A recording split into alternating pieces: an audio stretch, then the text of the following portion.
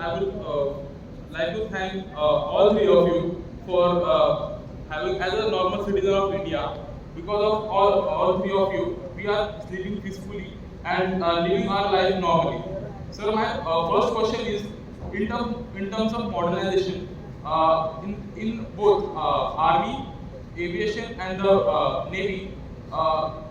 India is how much equipped in terms of the our enemy countries like China. Means I have looked on the internet, the machines or the aircraft or the submarines, they are very less in compared to the other countries. So in future, if any war happens, then how we are prepared for fight against our enemy. And the second question is, sir, as many of our friends are preparing for the army entrance exams, they have constantly telling about the Agniveer scheme.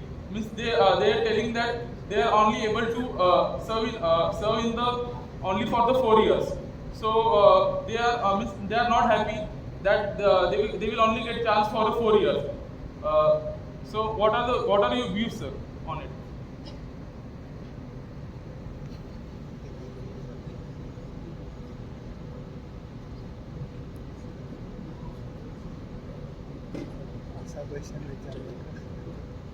On what you read on the internet is the kind of information which is many times distorted.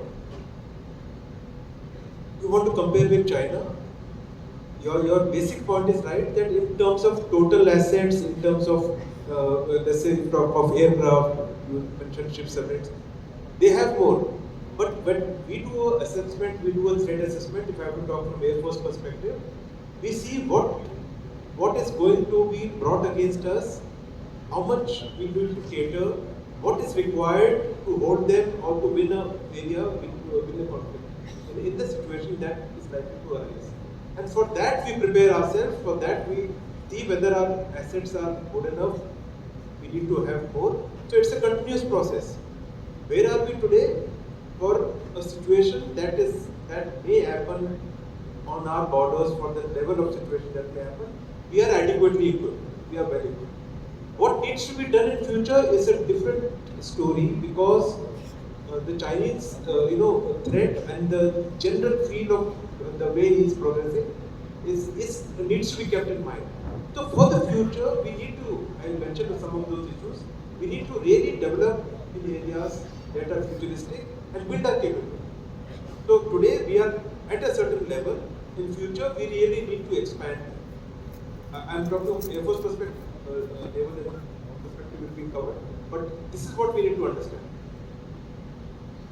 On the Agniveer side, I think what you can explain to your friends is, look, these reforms in terms of how we are going to manage our HR resources, how we are going to take our induction, how we are going to work towards the future requirement.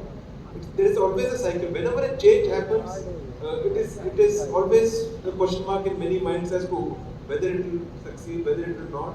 A lot of thought goes into it.